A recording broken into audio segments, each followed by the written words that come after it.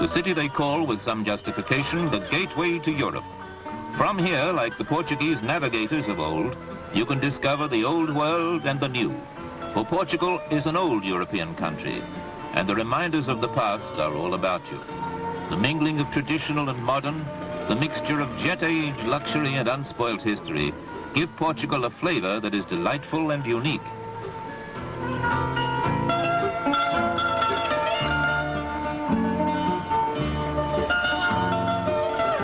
The flower sellers add their colorful touch to Lisbon's enchantment.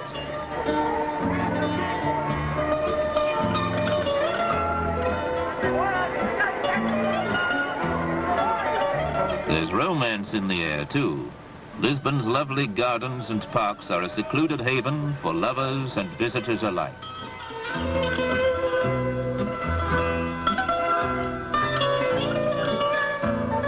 Bounded on the north and east by Spain and the south and west by the Atlantic, the sea has always played a vital part in Portuguese life. The Portuguese navigators, led by Prince Henry himself, set out to conquer the world. A statue records their discoveries, but their names, Magellan, Columbus, Vasco da Gama, are household words. Today's discoverers, more often than not, fly in by the plane load to sample Portugal's contrasts.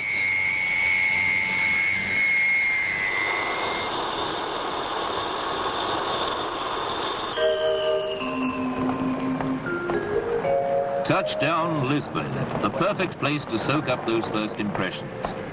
The wide boulevards are very much part of big city life, but visitors can soon discover the gentler pleasures of Portugal's capital.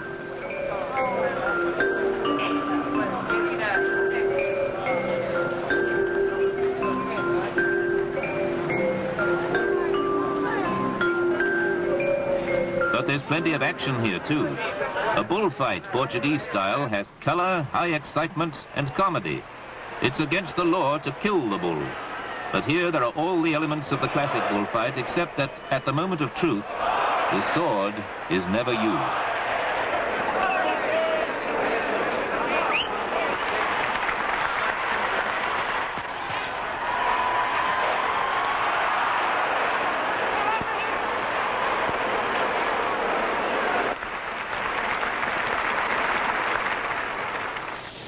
At night, the bullfight's over, the excitement remains. Lisbon lights up and establishes her own special reputation as a swinging city. Yet even the nightclubs are not all geared to the discotheque set. Those Portuguese traditions aren't rammed down your throat. They're here because the past still plays an important part in the present.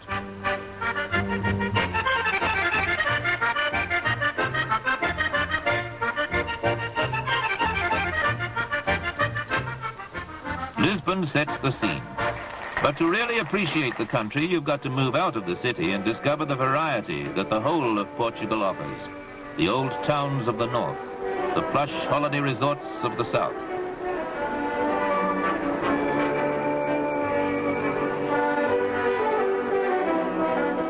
Coimbra, once the capital of Portugal, is the home of the second oldest university in the world, founded in 1290. Picturesque it certainly is, but don't think this is an impression they deliberately retain for the tourist. Life goes on as it has always done. Coimbra is still a famed university town, rich with historical associations. The earliest Portuguese kings lie buried here, and a Roman city has been discovered nearby.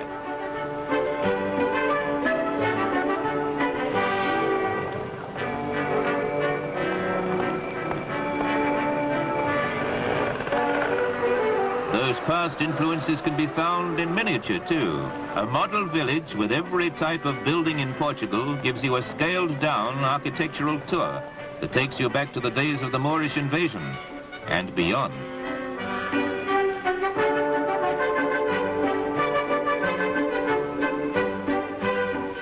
The influence of the sea is everywhere. Fish is part of the staple diet, and it's a great delicacy. Nazaré is one of the unchanging fishing villages that dot this Atlantic coastline.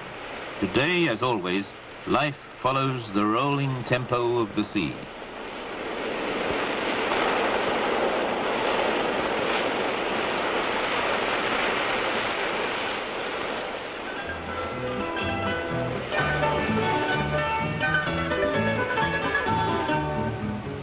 The Scottish-type plaid clothes worn by the villagers are another throwback to Portugal's past, said to have originated with Wellington's troops, who stopped here during the Napoleonic Wars.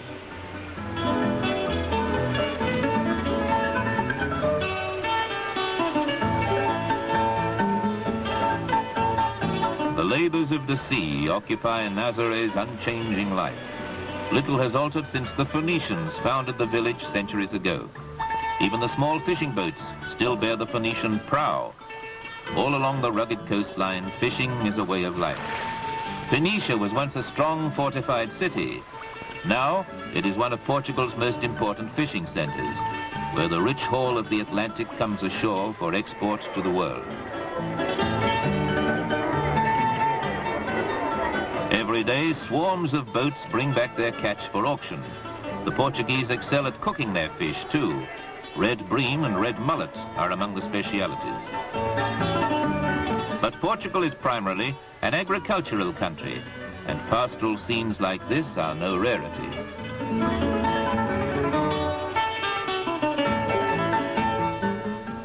The country regions offer their own inimitable throwbacks to the old world. Here again, life seems almost untouched by the mechanics of the 20th century. The making of flour goes on in the same timeless way.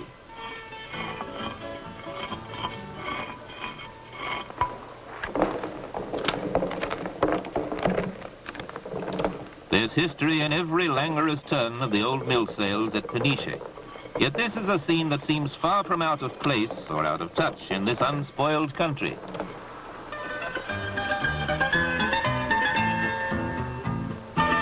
There's ancient historical associations at the old walled city of Obidos, too.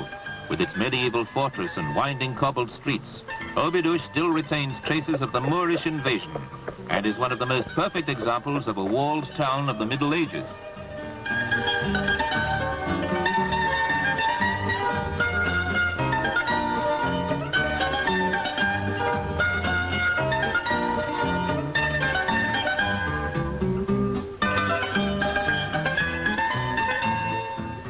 Souvenirs, of course, play their part, but so too does traditional craftsmanship.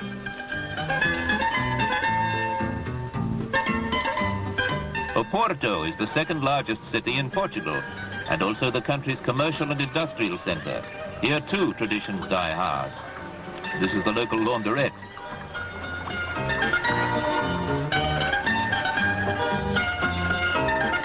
Oporto means the port, and the city is world famous as the home of port, the king of wines. Wine is Portugal's principal product, and Oporto stands on the Douro River in the heart of wine country. Since the 18th century, British vintners living in Oporto have played a major role in the production of the wine. Millions of gallons of port are shipped across the world every year, and every shipment undergoes the rigid scrutiny of government experts and professional tasters. Tasters never swallow the wine. The color is checked, the bouquet inhaled, and the wine is sampled with the tongue and the roof of the mouth.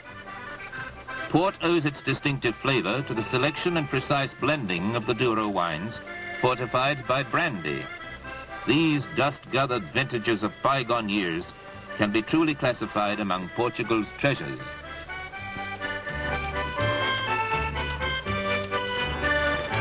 Today, automation ensures that the wine is produced under the most modern and hygienic conditions. But making the barrels is a craft that continues to thrive, and the coopers carry on their trade with traditional skills.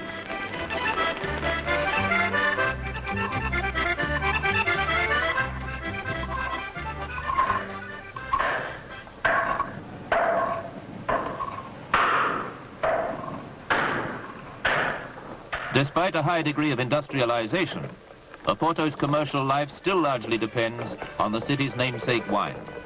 After being pressed and casked, the wine will be blended, aged, then shipped across the world to discerning connoisseurs everywhere. Today, the old boats that once carried the port along the Douro River are little more than showpieces, a reminder that port has been a famed product for centuries.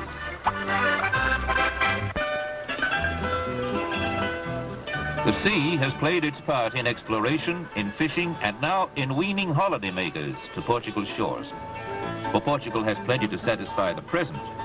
Estoril is one of the ritzier resorts, the gem of the Côte Soleil, only 15 miles from Lisbon. It's the in thing these days to give the Mediterranean the miss and live it up in the 5-star grandeur and temperate climate of Estoril.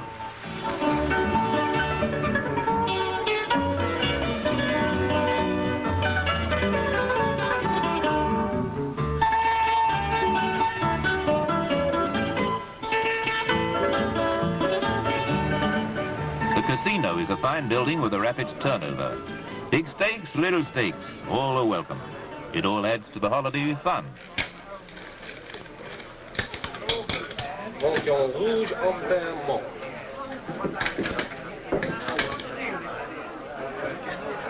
This is Portugal's playground, a lush expanse of luxury hotels and fine beaches that cater for everyone, from the millionaire to the package tour.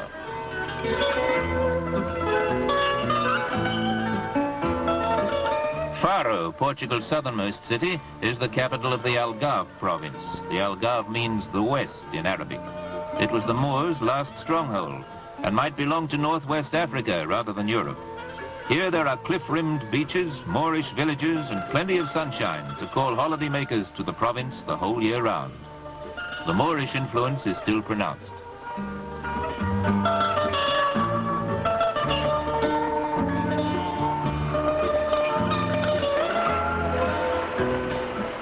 This maritime province stretches along 100 miles of southern Portugal and has a character and charm all its own, as the holidaymakers have been quick to discover.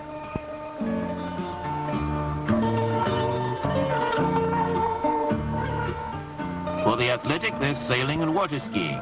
The less energetic are happy to watch. Or there's golf at the new course in the Vale de Lobo, for those who want another way of relaxing along the Algarve's coastline.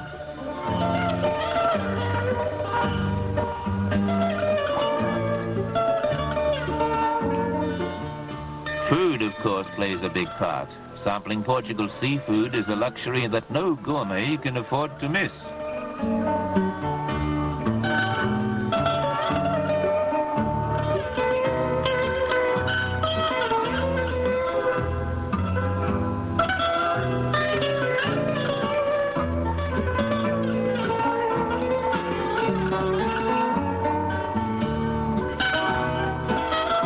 Once a mountain range cut off the Algarve from Portugal and from the rest of Europe. Now it's accessible. But here, as in the rest of the country, the past prevails, not as an intruder or a tourist attraction, but as an integral part of Portugal.